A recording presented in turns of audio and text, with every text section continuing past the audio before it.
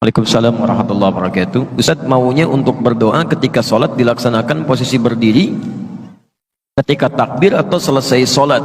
Kalau berdiri itu kapan? Saya pernah mendengar sujud akhir sholat itu waktu yang pas untuk berdoa. Baik, ada 4 posisi. Saya ulang, ada 4 posisi dalam sholat yang langsung dijamin oleh Al-Quran dan hadis Nabi SAW sebagai posisi yang cepat mengabulkan doa. 1, berdiri. Dalilnya di Quran surah ketiga Ali Imran ayat 38 sampai 39, di Al-Baqarah ayat ke-45, di hadis Nabi SAW riwayat Abu Daud nomor hadis 649. Nanti saya turunkan. Yang kedua, saat ruku dan sujud. Dalilnya di Quran ada di surah ke-48 Al-Fatah ayat 29. Selanjutnya 4. Jadi tadi berdiri, 2 ruku, 3 sujud di ayat yang sama. Yang keempat, sesaat sebelum salam, setelah mengatakan innaka hamidum majid, itu ada doa yang kalau anda bisa mohonkan dengan baik juga cepat dikabulkan. Itu riwayatnya ada di hadis Muslim nomor hadis 588. Saya mulai dari yang berdiri dulu ya.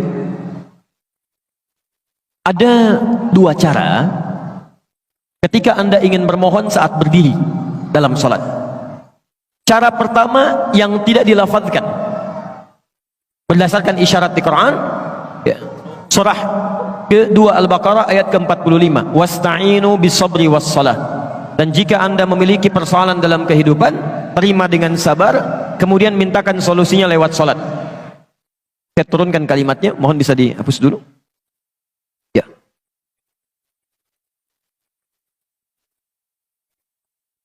Lihat sini ya, saya berikan gambaran secara lafadznya. Baik, cukup, jazakallah. Saya turunkan Quran surah kedua ayat ke-45, posisi paling kanan di pertengahan, gak sedikit ke bawah. Wasta'inu. Perhatikan cara menerjemahkannya. Dan jika anda punya persoalan dalam hidup, mintakan solusinya. Pertama, bis sabri, dengan sabar. Jadi jangan mengeluh. Lalu kemudian terima dulu dengan sabar. Lalu tunaikan salat, wassalah. Minta dalam salat. Dijelaskan di hadis kapan mintanya. Di hadis Abu Daud nomor hadis 649. Lihat, fokus. Perintah Qur'annya wasta'inu, dan mohonkan kepada Allah. Kalau anda ingin robah kalimat wasta'inu menjadi bentuk permintaan, kita yang minta, maka dalam bahasa Arab kalimatnya akan berubah dari ista'inu menjadi nasta'in. Saya turunkan, nasta'in.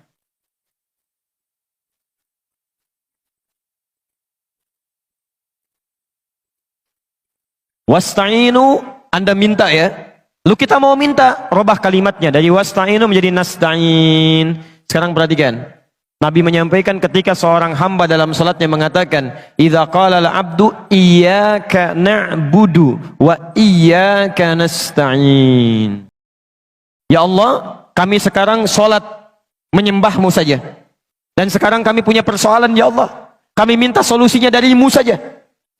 Dari-Mu saja. Saat anda mengucapkan kalimat ini, bukankah anda ucapkan saat berdiri? Dalam mengucapkan Al-Fatihah itu, dalam baca Al-Fatihah. Setelah Maliki Yaumiddin apa bacaannya? Iyyaka na'budu wa iyyaka nasta'in. Perhatikan jawabannya. Hadza baini wa baina 'abdik. Ini perjanjian antara aku dengan hambaku. Wali 'abdi ma sa'al. Syaratnya kalau benar salatnya sampai berdiri ini, ma sa'ala. Apapun yang dia minta saat ini akan dikabulkan. Di cara pertama cukup tidak perlu dilafadzkan, dalam hati saja. Jadi begitu anda mengatakan wa iyyaka nasta'in, anda hadirkan suasananya. Anda punya persoalan apa dalam kehidupan? Jelas di sini? Baik, nanti saya turunkan dalilnya lagi. Jadi kita pakai dalil bukan pakai pendapat ya. Awas, dan ini dipraktekan. Tapi syaratnya ini mesti benar salatnya. Jadi kalau salat Anda nggak benar dari mulai takbir, bahkan dari wudhu sampai ke sini, Anda nggak akan dapat yang ini. Tidak akan dapat. Jadi kalau salat Anda benar dari mulai wudhu sampai dengan takbir, sampai berdiri, maka ini diberikan yang pertama kali. Ya. Makanya Nabi itu sangat ketat dalam masalah salat. Saya sampaikan sampai 2 kali, dari tadi malam di Al-Irsyad, sampai tadi subuh, ya di Masjid Al-Falah. Disebutkan di Al-Bukhari, nomor hadis 751, 757, di hadis Muslim nomor hadis 397. Babul musi fis shalah. Ada orang yang datang kepada Nabi namanya Khalad Az-Zuraiqi. Ya, ja'a rajulun ila Nabi sallallahu alaihi wasallam. Datang seorang lelaki pada Nabi sallallahu alaihi wasallam. Pada khala ila Masjid Nabawi, masuk ke Masjid Nabi. Fa shalla bi jambin Nabi sallallahu alaihi wasallam, salat di samping Nabi. Kemudian dia mulai bertakbir sampai salam. Falamma sallama yaminan wa shamala, tatkala salam ke kanan dan ke kiri, faqala lahu Nabi sallallahu alaihi wasallam. Nabi SAW langsung berkata pada orang ini, "Shalli fa innaka lam tusalli." Kamu salat lagi karena kamu belum salat. Padahal sudah salam. Dia mengulang sampai 3 kali. Tapi Nabi mengucapkan kalimat serupa. Anda salat lagi karena Anda belum salat.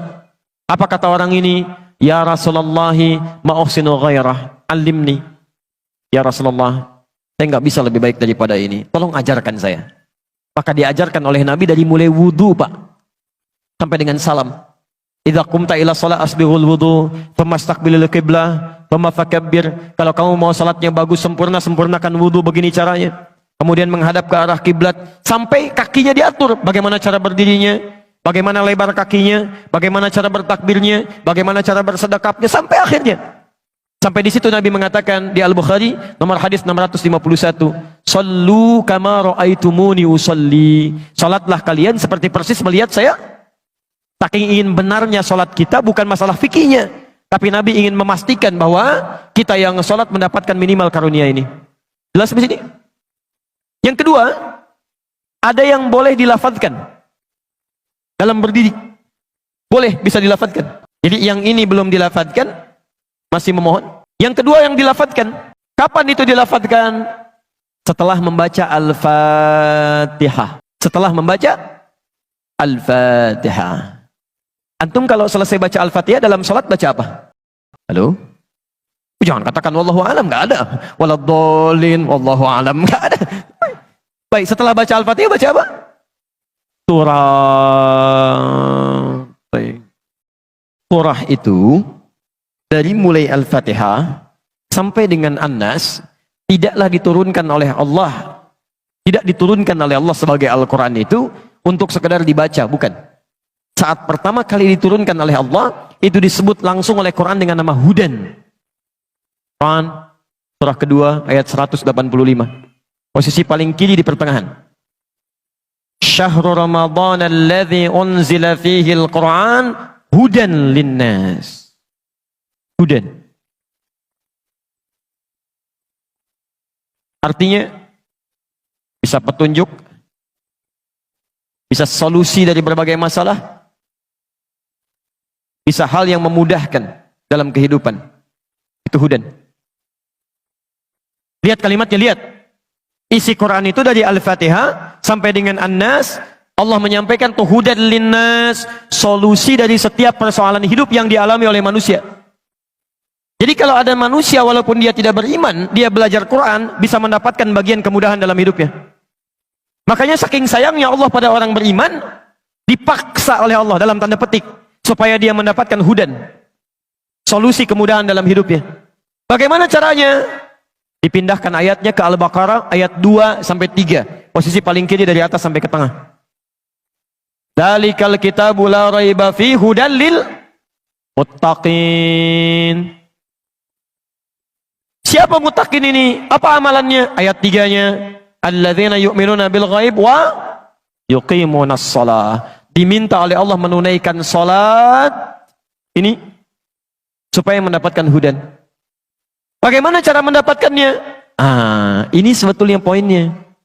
Jadi antum setelah membaca Al-Fatihah, seharusnya antum mencari surat-surat yang dibacakan sesuai dengan kebutuhan antum. Cari ayat-ayat yang sesuai dengan kebutuhan kita. Karena dari Al-Fatihah sampai dengan An-Nas itu semua berisi kebutuhan kita. Saya baca cepat ya. Tapi nggak usah ditulis. Saya ulangi, tidak usah ditulis. Ya, saya bacakan saja. Misal, sebelum lahir. Tadi kan ikhtiarnya Quran surah kedua Quran surah ketiga ayat 38 sampai 39. Keadaannya Quran surah 19 ayat kedua sampai dengan ayat ke-11-nya. Begitu dia mulai mengandung, bagaimana kandungannya supaya baik, Quran surah ke-7 ayat ke-189. Begitu dilahirkan, bagaimana supaya ASInya mengalir lancar, anaknya tumbuh menjadi anak yang saleh, Quran surah kedua ayat 233. Begitu usia 2 tahun ke atas, dia mulai belajar bagaimana supaya dekat dengan Allah, baik dengan orang tuanya, baik dengan tetangganya, Quran surah ke-31 ayat 13 sampai dengan ayat 19-nya. Kemudian dia mulai belajar supaya cepat menangkap pelajarannya, Quran surah 9 ayat 122. Supaya meningkat prestasinya, Quran surah 58 ayat yang ke-11. Kemudian dia mulai meningkat lagi pendidikannya, mulai mendapatkan teman-teman bergaul. Bagaimana supaya tidak bisa merubah keadaannya, supaya lebih dekat dengan Allah, tidak terjebak dalam pergaulan bebas. Quran surah ke-49 ayat ke-13-nya. Ada yang serius datang mau melamar, bagaimana menyikapinya? Quran surah ke-4 ayat yang ke-4. Terjadi pernikahan, Quran surah 30 ayat ke-21. Setelah menikah, bagaimana membagi tugasnya supaya tidak gelisah dalam pembagian tugas, tidak saling menyingkirkan satu dengan yang lainnya. Quran surah ke-4 ayat 34. Setelah dia menikah, suami mulai mencari nafkah. Bagaimana cara bekerjanya? Yang standar ada di Quran surah kedua ayat 168. Kalau mendapatkan ingin yang lebih mudah lagi, Quran surah kedua ayat 172. Kalau belum berangkat, rizkinya sudah menunggu dia, Quran surah 7 ayat ke-96-nya. Kemudian dalam bekerja ini tidak mudah. Istri harus merawat anaknya, merawat rumah tangga. Kadang-kadang anaknya sulit diatur, mengatakan pada perintah ibunya, mengatasinya. Quran surah ke-17 ayat ke-23. Itu dua-duanya sama-sama capek. Jangan dikira yang pergi ke kantor saja, ibu pun merawat anak juga kadang-kadang ada rasa lelah. Bagaimana mengatasinya? Kalau lelah-lelah sedikit, itu ada di Quran surah ke-26 ayat ke-80. Kalau sudah mulai menjadi penyakit, bahkan kata dokter nggak ada obatnya, bagi Allah nggak ada yang mustahil. Quran surah ke-21 ayat 83 sampai dengan 84. Kadang-kadang Anda yang bekerja, ada orang yang tidak suka dengan Anda. Ada yang usil, ingin menyingkirkan Anda, menyungkurkan Anda. Ada perlindungan dari Allah di Quran surah ke-17 ayat 79 sampai dengan 81. Kalau ada yang membuat diri Anda tersesat sampai mengatakan, ya Allah kenapa dia begini, ya Allah apa enggak ada solusinya? Selalu ada. Amalkan di Quran surah ke-21 ayat 87 sampai dengan ayat ke-88-nya. Sampai Anda beraktivitas lagi, mendapatkan kesenangan hidup, harta mulai melimpah, Masya Allah, rumah semakin luas, syukuri itu semua dengan mengamalkan tuntunan di Quran surah ke-14 ayat yang ke-7-nya. Tapi ketika datang ujian, tingkat ujian bisa macam-macam. Ada yang ringan, yang menengah, kemudian yang kuat. Pelajari itu supaya siap menghadapinya. Di Quran surah kedua ayat 214. Solusinya di Quran surah ketiga ayat 142. Cara sabarnya di Quran surah kedua ayat 155 sampai 157. Sampai Anda terus berkembang, usia 40 tahun, orang tua masih ada, ingin berbakti pada orang tua, ada di Quran surah ke-46 ayat yang ke-15-nya. Sampai kemudian Anda semakin sepuh mengatakan, ya Allah, apakah saya akan hidup untuk selamanya? Tidak. Satu saat kamu akan meninggal. Bagaimana cara meninggalnya, ya Allah? Kamu akan kedatangan maut di Quran surah ketiga ayat 185. Maut itu datang lewat malaikat yang diutus. Quran surah 32 ayat yang ke-11.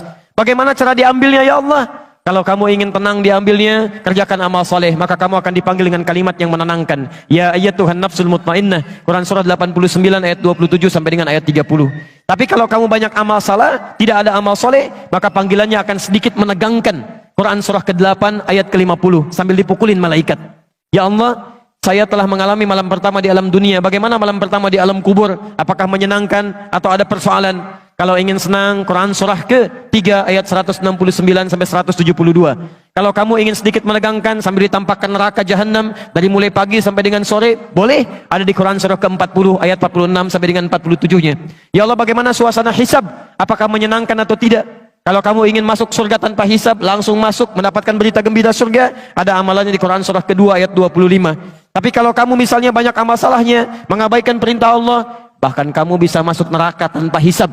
Ada di Quran surah ke-18 ayat 100 sampai dengan 101-nya. Ya Allah, bagaimana suasana surga nanti, ya Allah? Ayo kerjakan amal saleh. Ada surga bersama Rasulullah tingkat yang paling tinggi. Amalan di Quran surah ketiga ayat 31, Quran surah 59 ayat yang ke-7, Quran surah 33 ayat 21. Ada surga yang di taman surga yang memberikan langsung Allah, bisa melihat Allah tanpa hijab. Quran surah 75 ayat 22 sampai dengan ayat 23. Ada amalannya di Quran surah ke-51 ayat 15 sampai dengan ayat 23. Ada ada surga seluas langit dan bumi. Kemanapun kamu beraktivitas tidak akan pernah menemukan ujungnya. Quran surah ketiga ayat 133 sampai dengan 134. Ada semua. Ada semua. Di Anda punya masalah apapun, ayatnya ada di Quran. Jadi begitu mengatakan waladhdallin, cari ayat yang sesuai dengan kebutuhan Anda. Mintakan, boleh dilafadzkan. Masalahnya Ustadz, saya nggak hafal ayatnya. Jadi yang dibaca dari subuh sampai isya, An-Nas lagi, minal jinnati, benar. Dan dikabulkan oleh Allah. Mimpinya ketemu jin terus gitu kan. Itu yang boleh dilafadzkan. Tapi ini, saya mohon maaf kalau tadi agak cepat ya. Makanya saya katakan jangan ditulis. Tapi yang paling indah, Quran tidak pernah membuka sebuah persoalan kecuali melahirkan solusi. Ya Allah, saya harus bacakan ayatnya. Bagaimana cara saya menghafalkannya? Ditawarkan langsung di Quran. Nanti lain waktu, kalau saya punya waktu yang lebih luas lagi, saya turunkan metodenya, metode Quran langsung. Kata Allah, saya akan berikan jaminan kepadamu untuk mudah menghafalkan Qurannya. Bahkan disebutkan 4 kali di satu surah. Surah 54, ayat 17, ayat 22, ayat 32, ayat ke-40. Walaqad yassarnal Qur'ana lidzikri fahal min muddakir. Dan kami jamin, kami akan mudahkan semudah-mudahnya Al-Quran itu untuk dihafalkan, untuk diingat. Sekarang ada nggak di antara Anda yang mau menghafalkannya? Pak, Bu, saking mudahnya, anak usia 4 tahun, mata buta, hafal Quran. Bahkan anak kita itu, rekor penghafal Quran paling muda, itu orang Indonesia. Dan fisiknya itu, dikatakan belum sempurna. Fajar namanya. Lahir dengan keadaan yang terlihat tidak sempurna, tapi begitu bicara kalimat yang keluar pertama kali itu Quran. Quran. ASI diberikan, ayahnya bacakan Quran 1 juz. ASI diberikan, ayahnya bacakan Quran 1 juz. Begitu bisa bicara yang keluar Al-Quran. Saking mudahnya, seorang perempuan usia 82 tahun, tidak bisa baca, tidak bisa menulis, diperdengarkan oleh cucunya Al-Quran. 2 tahun hafal Quran. Hafal Quran. Jadi menghafal Quran itu sulit atau mudah? Kalau mudah, kenapa sampai pagi ini belum hafal? Kalau sulit, di mana sulitnya? Karena semua orang mengatakan mudah. Nah, ini mungkin yang harus kita pelajari. Nanti lain waktu, nanti saya turunkan metodenya. Kita sudah buat PowerPoint-nya. Bahkan Alhamdulillah kita sudah susun mushafnya. Kita bikin mushaf At-Taisir. Nanti lain waktu, saya turunkan bagaimana metode menghafal Quran lewat Al-Quran. Bukan metode buatan manusia. Dan ini standar. Semua penghafal Quran akan mengikuti metode ini. Ya, kalau metode sudah banyak sekarang, sesuai dengan pengalaman masing-masing. Ada metode menghafal Al-Quran semudah tersenyum gitu kan? Ada, sudah senyum-senyum nggak hafal-hafal misalnya kan? Itu bukan masalah metodenya yang salah, andanya yang nggak serius. Ada yang demikian. Ya, nanti kalau ada waktu, saya coba berikan teori singkat. Insya Allah Anda tidak nyampe 5 menit hafal 5 ayat. Dengan nomornya sekaligus. Dengan ayatnya, dengan nomornya. Mau insya Allah? Nanti di akhir ya, karena cuma butuh 5 menit saja insya Allah. Saya teruskan dulu ini. Jadi saya kira sudah terjawab ya, yang ini. Nanti dalam ruku ada, dalam sujud ada, termasuk sesaat sebelum salam. Karena tidak ditanyakan, nanti lain waktu kita bahas. Sudah, kita coba mulai pelan-pelan praktek menghafal Quran dulu ya. Saya kasih sebentar, nanti ini saya simpan dulu. Baik. Diakhiri 11.35, 5 menit pas lah ya. Baik, Alhamdulillah. Saya boleh hapus dulu ya. Nanti teori lengkapnya mungkin lain waktu Anda bisa simak uraian kami di edisi berbeda. Sekarang saya kasih contoh dulu ya. Saya kasih contoh sebentar. Misal, Anda nanti cari mushaf, tapi nggak boleh robah ya. Satu aja, dari mulai menghafal sampai dengan selesai. Kalau bisa cari mushaf hafalan. Di antara tandanya di sampingnya suka ada potongan-potongan ayatnya. Misal, ini saya ajarkan ini satu, gini kan? Misalnya ini alif lam mim. 2, dzalikal kitabu la raiba fi dzalika. 3, alladzina yu'minuna bil ghaib, alladzina. 4, walladzina yu'minuna bima unzila ilaik, walladzina. 5, ulaika ala hudam min rabbihim wa ulaika humul muflihun. Ulaika. Saya hanya ingin tunjukkan betapa mudahnya menghafal Al-Quran termasuk dengan angka-angkanya. Ya, tapi tujuannya bukan ingin menjadi hafid, bukan. Terserah Allah mau diberikan berapa. Yang penting ingin menunjukkan betapa ini mudah dilakukan. Lihat kalimatnya. Sekarang perhatikan, nanti kalau sudah lihat mushaf Qurannya, ada gambaran seperti ini. Di antara metodenya yang paling mudah, pertama, fokus, kita hitung dari sekarang ya. Lihat atasnya. Nomor 1 apa? Saya ulang. Apa nomor 1? Alif Lam Mim. Baik, kita ucapkan sama-sama. Nomor 1 apa? Kemudian langsung lihat yang terakhir, nomor 5. Yang paling bawah. Baik, nomor 5 apa? Nanti biasakan begini ya, begitu pindah halaman, lihat yang pertama, lihat yang paling bawah. Maka sisanya yang tengah-tengahnya. Baik, 1 apa? 5? 5 apa? 1 apa? Sekarang lihat yang mirip. 3 alladzina. 3 apa? 4 tinggal pakai wawu, walladzina. 4 apa? Baik. 3 apa? 4 apa? 5? 1? Ulang. 3 alladzina. 4? 5? 1? 4? 3? 5? 1? Tinggal yang kedua. Balika. 2 apa? 3 apa? 4 apa? 5 apa? 1 apa? Saya ulang. 1 2 3 4 5 3 2. Sekarang saya hapus dulu. Ini apa? Bukan, ini kosong, nggak ada apa-apa. Bisa. Tapi karena Anda sudah tervisualisasi dengan nomor-nomor ini, angka-angka ini, otomatis begitu melihat angka, Quran yang muncul di benak Anda. Nanti kemanapun ditanya akan indah, semuanya Quran. Masya Allah Ustaz, apa kabar? Baik. Tinggal di mana Ustaz? Di Bekasi. Nomor berapa rumahnya? F1 nomor 6. F1 alif lam mim 6. Innalladzina kafaru sawa'un 'alaihim a'anzartahum am lam tunzirhum. Masya Allah. Anak berapa Ustaz? Dzalikal kitabul la raiba fihi hudal lil muttaqin. Istri berapa Ustaz? Alif lam mim. Alhamdulillah. Allah la quwwata illa billah. Jelas ya? Nanti lain waktu lah. Ini saya hanya ingin tunjukkan sebetulnya Quran itu dimudahkan. Betapa mudah untuk bisa mendapatkan itu semua. Saya hitung Anda nggak nyampe 2 menit tuh bisa mendapatkan bagian dari itu. Nanti silahkan praktekkan dengan guru-guru yang lain. Dan saya dengar ada rumah tahfidz di sini. Semoga Allah Subhanahu Wa Taala berikan kemudahan untuk proses tahfidzul Quran yang ada di sana.